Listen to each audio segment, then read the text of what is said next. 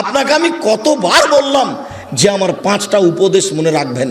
আমি আব্দুর রাজ্জাক বিন ইউসুফ আপনার জন্য জাতিকে 5টা উপদেশ দিয়ে গেলাম। এক, আপনার জীবনের সবচেয়ে জরুরি কাজ কোনটা? এর চেয়ে জরুরি কাজ পৃথিবীতে নেই, সেটা হলো সালাত, নামাজ। মনে রাখতে হবে আপনাকে। পৃথিবীবাসী, আমি আব্দুর রাজ্জাক বিন ইউসুফ আপনাদের দ্বীনি ভাই হিসাবে মহিলা পুরুষ সকলকে বলে যাচ্ছি, মানুষের জীবনের সবচেয়ে জরুরি কাজ পৃথিবীতে, কাজ হিসাবে, কর্ম হিসাবে এর চেয়ে জরুরি কাজ পৃথিবীতে নাই। সেটা কি? সালাত। জীবনে এর সাথে কোনোদিন আপোষ করিয়েন না। একে শক্ত হাতে দমন করবেন, টাইম হলে আদায় করতে হবে, যত সমস্যা থাকে। কোনো দিন 5 মিনিটের জন্য এর সাথে আপোষ করবেন না। এর চেয়ে জরুরি কাজ পৃথিবীতে নেই। 2, দ্বিতীয় পৃথিবীতে জরুরি কাজ হালাল রুজি। আপনাকে আমি ব্যাংকে লোন নিয়ে ব্যবসা করতে বলিনি, কোনোদিন বলিনি। চকলেট দিয়ে ব্যবসা করতে বলেছি, তাহলে লোন নেওয়া লাগবে না। চকলেট দিয়ে যদি আমি ব্যবসা করি তো লোন নেওয়া লাগবে না। লোন এত খারাপ, লোন এত খারাপ, লোন এত খারাপ যে লোন যেন আমি না করি, এই জন্য আল্লাহর নবী দিন রাত পরিত্রাণ চাইতেন। সালাম ফিরার পূর্বে এমন কোনো দিন জীবনে একটা দিন ঘটেনি যে এই দোয়া বলেননি। দোয়ার শেষ বাক্যটা হচ্ছে আল্লাহুম্মা ইন্নী আউযু বিকা মিনাল মা'সামি ওয়াল মাগরাম। তোমার কাছে বাঁচতে চাই বড় পাপ হতে, তোমার কাছে বাঁচতে চাই ঋণ কর্য হতে, তোমার কাছে বাঁচতে চাই বড় পাপ হতে, তোমার কাছে বাঁচতে চাই ঋণ কর্য হতে, তোমার কাছে বাঁচতে চাই বড় পাপ হতে, তোমার কাছে বাঁচতে চাই ঋণ কর্য হতে। এই বাক্যটা না বলে তিনি কোনোদিন সালাম ফিরেননি। এ কথা আয়েশা রাদিয়াল্লাহু তাআলা আনহা বলেন, হাদিস বুখারী মুসলিম। আর আপনি ব্যাংকে চাকরি করেন, এটাই খারাপ। আবার আপনি 30 লাখ টাকা লোন নিয়ে বাড়ি করলেন, ছেলে মেয়ের জন্য রেখে চলে গেলেন, আর জাহান্নামের যা মরার সাথে সাথে আপনাকে কবরে গুতাইতে লাগলো। আপনি একটু কিছুই বুঝলেন না, হুঁচলার মতো দিন কাটাচ্ছেন। চাঁপানেগঞ্জের ভাষাতে যে বুদ্ধি দিয়ে কাজ করেন ওকে বলে হুঁচলা, মোটা বুদ্ধি। একটু বিবেচনা করতে হবে না? এমনি তো বোকামির পরিচয় দিয়ে ব্যাংকে চাকরি করতে গেছেন। আমি তো বলেছি এই বাংলাদেশের মাটিতে এমন কোনো ব্যাংকিং ব্যবস্থা নেই, এমন কোন ব্যাংক নেই যেখানে চাকরি যায়। দেখি কোনো মায়ের বেটা প্রমাণ করতে পারে? ব্যাংকে টাকা রাখা আর ব্যাংকে চাকরি করা দুটো এক নয়। সম্মানিত দিনী ভাই বোন, মানুষের জীবনে সবচেয়ে জরুরি কাজ হালাল রুজি। শ্বশুরের কাছে টাকা নিয়ে জীবিকা নির্বাহ করবেন না, ও কথা পুনরায় বলা লাগবে না। শতবার বলেছি যে যৌতুকের টাকা দিয়ে চাউল কিনে ভাত খেয়ে ইবাদত কবুল হবে না। ভিক্ষা করার টাকা দিয়ে চাউল কিনে ভাত খেয়ে ইবাদত কবুল হবে। আমি ভিক্ষা করবো কেন? আমার গায়ে শক্তি আছে, কাজ করে খেতে পারি। তবুও ভিক্ষা করার টাকা দিয়ে চাউল কিনে ভাত খেয়ে ইবাদত কবুল হবে। যৌতুকের টাকা দিয়ে ভাত খেয়ে ইবাদত কবুল হবে না। চাউল কিনে ভাত খেয়ে ইবাদত কবুল হবে না, ওটা হারাম টাকা। যৌতুক শ্বশুরকে ফেরত দিতে হবে, এটা ভুল হয়েছে। আর আগামীকাল সন্ধ্যা হতে হতে এই ছেলে, তোমাকে বলেছি শতবার, তোমার বাপ যেন তোমার ফুবুকে জমি ফেরত দেয়, হিসাব করে ভাগ করে দেয়। আগামীকাল সন্ধ্যা হতে হতে আপনি বোনের জমি দিয়ে দিবেন। আপনার বাপ মরা 10 বছর হলো। বোনের জমি মানে পরের জমি। পরের জমি খান কেন? শরম হয় না? আপনার ভাগ্য আল্লাহ লিখে দেননি? বাপ মারা গেছে, আপনি জমির ভাগ নেবেন, আপনার বোন জমির ভাগ নেবে। আপনি নেবেন সকালে আর আপনার বোন নেবেন বিকেলে, এরকম কথা কি না? একসাথে। তা আজ পর্যন্ত জমি আপনার কাছে কেন? আপনাদের 4 ঘাট কোন দিক থেকে একটা লোক গেছে আমার কাছে, তো বলছে আমি অংশ বন্টনের উপরে ডক্টরেট ডিগ্রি করব, সেই জন্য আপনার কাছে এসেছি। তো কি করবেন? কি বলে আপনাকে কিছু জিজ্ঞাসা করব। প্রথমে বলছে আপনার আমি পরীক্ষা নিব। আমারই পরীক্ষা নেবেন? আচ্ছা ভালো, কি জিজ্ঞাসা করবেন করেন তো। তো কিছু মাসলা জিজ্ঞাসা করলো এই ফারাইজ সম্পর্কে। করার পরে বলছেন আমাকে এইটাই মনে হয় আমার পরীক্ষা। সেটা হলো এই, আপনার বাপ মারা গেছেন না বেঁচে আছেন? বল মারা গেছেন। কতদিন হলো? এতদিন। তো আপনার জমি জায়গার খবর কি? তা আমি বললাম যে আমার বাপকে মাটি দিয়ে এসে আগে জমি ভাগ করেছি, তারপরে খাওয়া দাওয়া। খাওয়ার আমরা আগে খাইনি, আগে জমি ভাগ করেছি তারপরে খাওয়া। যদিও জমি আমি একটু চিনি, আমার ছোট ভাই চিনে না, আমরা কোনোদিন জমিতেই যাইনি। আমার আব্বা একজন ছোট কৃষক ছিলেন, 20-25 বিঘা জমি রাখতেন। যখন পশ্চিমে থাকতাম তখন বলতো ধান বিক্রি এত টাকা, কালাই বিক্রি এত টাকা, সরিষা বিক্রি এত টাকা, পেঁয়াজ বিক্রি এত টাকা, মোট 1000 টাকা পাঠালাম। তখন আমি ভাবতাম যে আমার আব্বাকে 1000 টাকা সংগ্রহ করতে অনেক পরিশ্রম করতে হয়েছে। ওই কথা আমার এখনো দিনের মতো মনে পড়ে। আমার আব্বা আমাকে বলতেন যে আমি যতদিন বেঁচে আছি ততদিন তোমাকে জমিতে যেতে হবে না, কোনো কাজ করতে হবে না, যদি কাজ করে খেতে হয় তাহলে আমার মরার পরে। আমার এই বাপের আমার এই বাক্যটা আমি ভুলতে পারি না, যে তোমরা যদি কাজ করে খাওয়াই লাগে তা আমার পরে খাও, আমি যতদিন আছি তোমরা ততদিন এই জমি জায়গাতে যায়ও না। শুকরিয়া, জাযাকুমুল্লাহ খায়র। যেটা বলছিলাম হালাল রুজি, 3 কোরআন তেলাওয়াত, 24 ঘন্টায় একবার কোরআন মাজিদ তেলাওয়াত করবেনই, করতেই হবে, নাহলে কোরআন বিপক্ষে চলে যাবে। বেশি না পড়লো কি বলেছি সূরা ইখলাস 3 বার পড়েন, একবার কোরআন মাজিদ পড়ার সময় নাকি হবে। কেন পড়েননি আজকে বলেন তো যে আমি পড়েছি? বলেন, এই ছেলে তুমি লাভ দিয়ে বলো যে আমি পড়েছি, একটু হিসাব হয় না কেন? কেন পড়তে পারেন না? কেন পড়তে পারেন না? কি আছে সমস্যা যে পড়তে পারেন না? কেন পড়বেন না? সূরা ইখলাসটা আপনি 3 বার কেন পড়বেন না? নিজেকে মানুষ মনে করেন না? নিজেকে গরু ছাগল মনে করেন? বুঝেও বুঝে না ওরা চক্ষু, বুঝেও বুঝে না ওরা অন্তর আছে বুঝে না, দেখেও দেখে না ওরা চক্ষু আছে দেখে না, শোনেও শোনে না ওরা কান আছে শোনে না।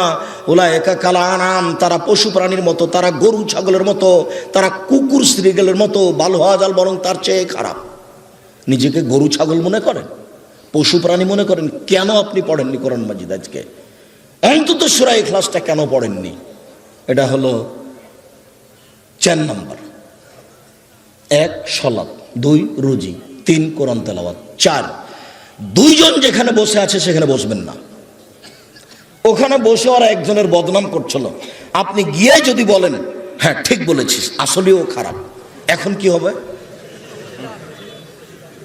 তাহাজ্জুদ সারা জীবনে যা পড়েছেন ওইটা যদি এক পাল্লায় দেওয়া হয়, আর ঠিক বলেছিস আসলেও খারাপ এই বাক্য যদি এক পাল্লাতে দেওয়া হয়, পুরো জীবনের তাহাজ্জুদ হারিয়ে যাবে। আপনি বলতে পারেন, বুঝতে পারেন ল্যাংটা মেয়েকে দেখছি আর গল্প জমাচ্ছি, এটা কত বড় খারাপ, আর মানুষের বদনাম কানে শুনছি, এটা কত বড় খারাপ, আপনাকে আমি বুঝাতে পারি না। 4 জন যেখানে, 2 জন যেখানে বসে আছে সেখানে বসবেন না। 5 ছেলে মেয়ে স্ত্রীর উপরে হন কঠোর, খুব কঠোর, চোখ যেভাবে ঘুরে বউ সেভাবে চলে, তার নাম ক্ষমতা। আহাল পরিবারের উপরে খুব কঠোর হতে হবে, শক্ত হাতে পরিবারকে দমন করতে হবে, নইলে তাহাজ্জুদে আপনি টিকতে পারবেন না। শেষে দেখা যায় বেটির কারণে বইয়ের কারণে জাহান্নাম হয়ে গেছে। শতদিন বলেছি, আল্লাহ নবী বলছেন 3 শ্রেণীর মানুষ জাহান্নামে যাবে। তার 1 শ্রেণীর মানুষ হচ্ছে মধুমিনুল খামর, যারা নিয়মিত বিড়ি তামাক জর্দা সিগারেট গুল নেশাদার দ্রব্য খায় পান করে, তারা জাহান্নামে যাবে। একটা ছেলে বলছে, আব্দুর রাজাক সাহেব আপনি যে বিড়ি সিগারেট সব সময় বলেন, তো বিড়ি সিগারেট হারাম তার দলিল কোথায়? তো দলিল সরাসরি আছে, আল্লাহ রাসূল বলছেন মাসকারা কাসিরুহু ফাকালিলুহু হারাম। যেই জিনিসটা বেশি খেলে বিবেকের ক্ষতি হবে, তার কম, তার একটা কণাও হারাম। তো তাহলে তোমার 50 বেড়ি, হাফ কেজি বেড়ির মশলা খুলে একজনকে খাওয়াইয়া দাও দেখি। হাফ কেজি জর্দা তুমি একজনকে খাওয়াইয়া দাও, তার বিবেকের ক্ষতি হয় কি না? 10 কেজি খাওয়াইয়া দিলে যদি বিবেকের ক্ষতি হয়, তাহলে তার একটা কণাও হারাম। আল্লাহ রাসূল বলেছেন, এক বাক্য বলেছেন এমন ভাবে কিয়ামত পর্যন্ত সারা পৃথিবীর সব জায়গাতে চলবে। কাজেই হালাল রুজি খাবেন, আর জরুরি প্রয়োজন ছাড়া কোথাও বসবেন না, আর পরিবারের উপরে খুব শক্ত, খুব কঠোর হতে হবে। সম্মানিত দিনী ভাই বোন, এই 5টা উপদেশ থাকছে। বলছিলাম আমার দিনী বোনদের ব্যাপারে একটু অনুরোধ জানাচ্ছি। দেখুন, 4টা কাজ করতে পারলে আপনার জন্য জান্নাতের সব দরজা খোলা। আপনি 4টা কাজ করেন, জান্নাতের যে কোনো দরজাতে যেতে পারবেন। আমি বলিনি এই কথা মুহাম্মদ সাল্লাল্লাহু আলাইহি সাল্লাম বলেন।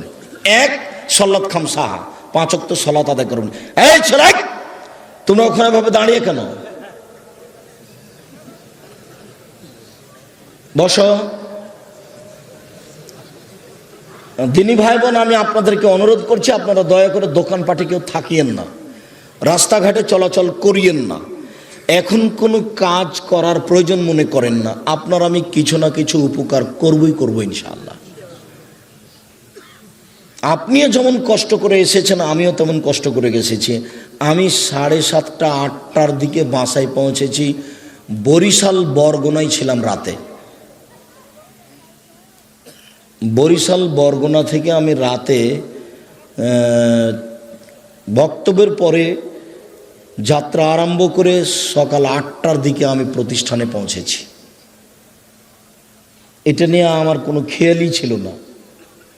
এশার সালাতের পরে অবগত হয়ে আমি আসলাম।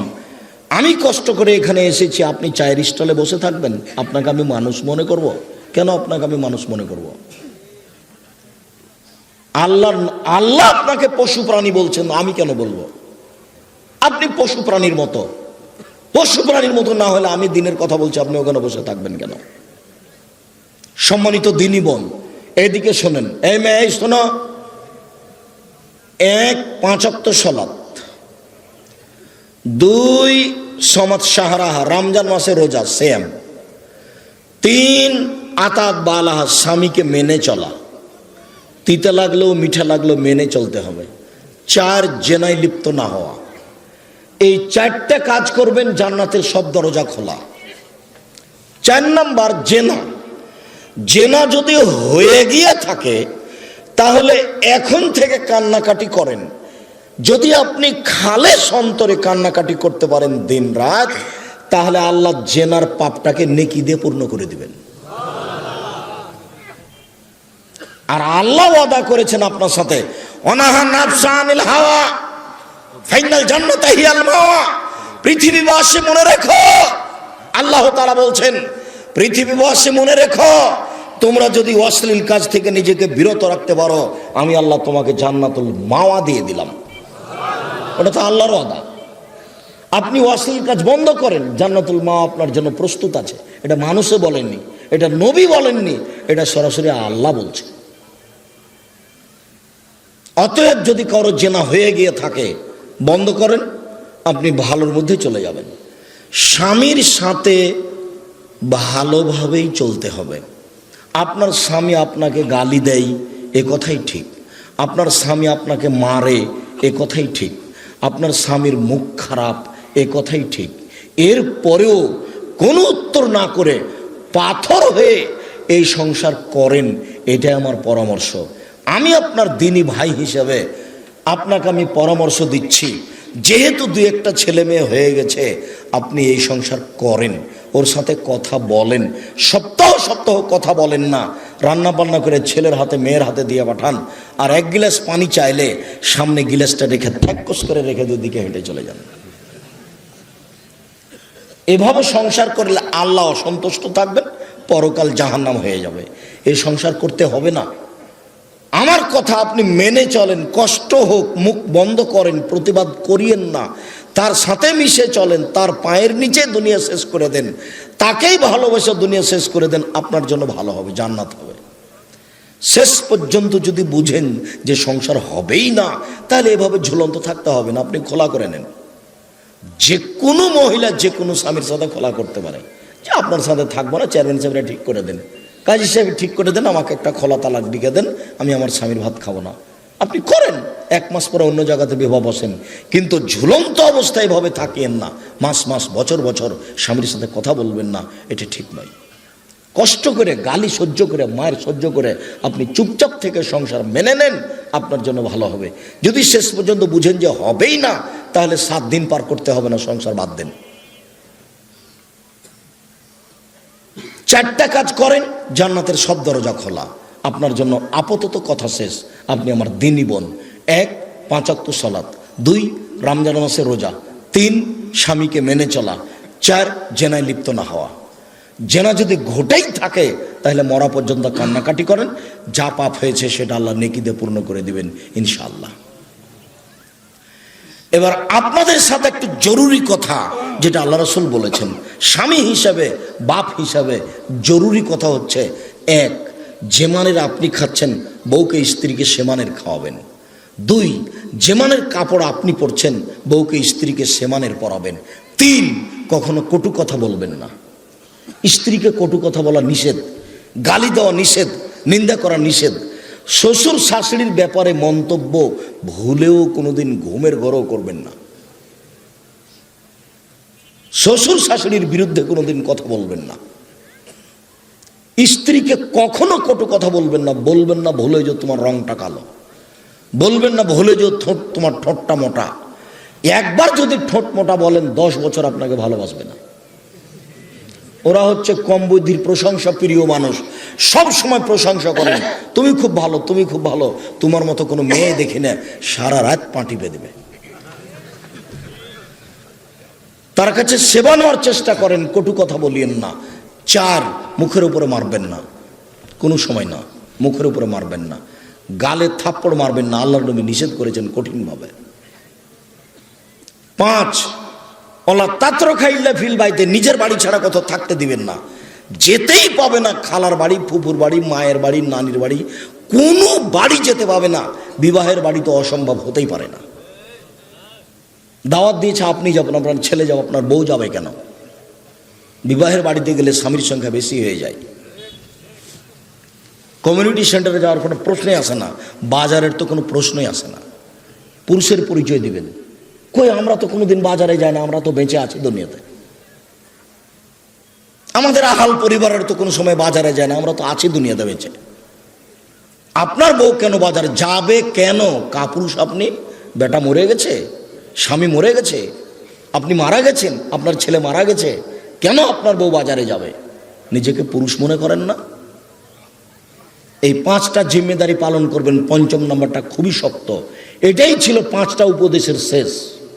স্ত্রী পরিবারের উপর কঠোর হতে হবে, আপনার কথাই চলবে এই বাড়িতে। তাকে কোনোদিন কাপড় কিনতে দিবেন না যতদিন পর্যন্ত না বুঝেছে যে আপনি মোটা কাপড় কিনলো আমার কাছে মিঠে, চিকন কাপড় কিনলো আমার কাছে মিঠে। যতক্ষণ পর্যন্ত আপনার স্ত্রী এইটা না বুঝেছে ততক্ষণ পর্যন্ত সংসারে শান্তি আসবে না।